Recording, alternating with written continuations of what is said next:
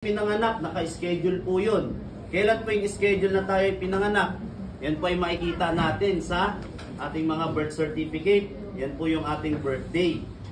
Ang kamatayan din po ayon sa Biblia ay naka-schedule din. Pero yung schedule kung kailan po, hindi natin alam. Diyos lamang po ang nakakaalam noon. At sabi po sa Santiago 4, verse talata 14, sabi po doon, hindi natin alam kung ano ang mangyayari bukas. At ano ba ang buhay natin?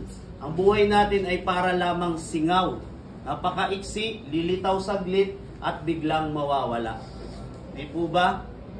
Lahat tayo ngayon ay naikilamay. Pero darating ang araw, tayo rin po ay paglalamayan. Ngayon, tayo po ang naikipagkape sa lamay. Darating po ang araw na tayo po ay pagkakapihan din po.